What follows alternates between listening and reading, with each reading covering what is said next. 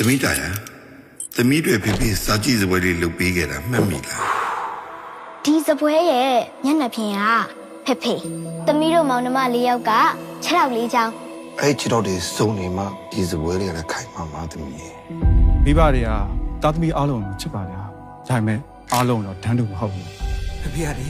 နင်းအတွက်ကတော့ကျင်နာတတ်တဲ့အဖေတယောက်လိုဖြစ်ကောင်းဖြစ်လိမ့်မယ်ငါတို့အတွက်ကလေစီကံကြည့်ပြီးဘာမှတိုင်မယ်လို့မရတဲ့သူတဘောတိုက်သူလှုပ်တတ်တဲ့အေးဆက်တဲ့အဖေတယောက်ပဲဒီကြီးမှလေ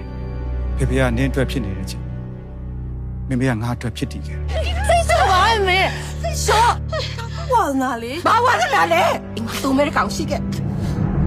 နောက်တစ်ကောင်ကမလို့ချင်တော့ဘူးအမိုင်းဆောဘာလို့မြတ်တော့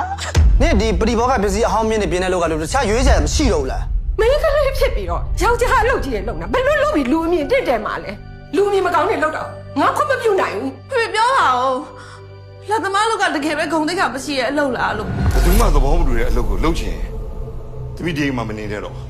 ဖေဘာပြောနေတယ်အောင်ရမယ်လို့ကြာဆောင်အောင်ပဲလို့အဖေတဲ့တောင်ကြိုက်လို့လောက်ကွာဒီမှာမနေနဲ့ဒီမှာဒီမလောက်နဲ့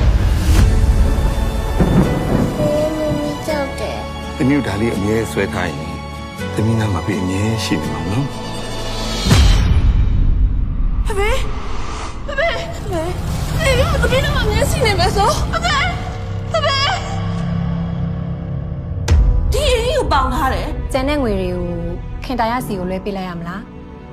ကိုကြီးစီကိုပဲလွှဲပေးလိုက်ရအဖေလောက်သွားတဲ့လောက်ရက်ကလေဒီမိသားစုမတရားလုပ်ခဲ့တာဖေလောက်ခဲ့ရတဲ့ကောင်ကဒီမိသားစုအတွက်ပဲကိုရဲ့ကြည်ကြည်မင်္ဂလာဆောင်ခဲ့တဲ့ဈေးကိုကြီးဘွဲလွန်ထက်တက်လို့ပညာရေးစရိတ်တွေအဲ့ချက်ပိုသိချင်တယ်ဆိုလို့ရှိရင်တမန်တော်လိုက်သွားပြီးနင်းအဖေကိုနင်းခွင့်သွားမေးပြီတော့ဟုတ်တယ်နင်းစကားပြောကြားလုံးလာတယ်ဘာမှမလုပ်လေပြော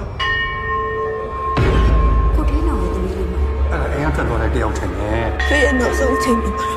ဖေနာမရှိတဲ့ယူချုံမရအောင်ဘာလို့မလဲဖေဆောင်းဆောင်းခိုင်းနေဖေသမီးမဆောင်းဆောင်းနိုင်တော့အဖေနောက်ဆုံးချိန်ထိနင်းကိုတန်းတာပြီးတော့နေသွားကြဘာအကြောင်းမှမရှိဘူးခေတာရ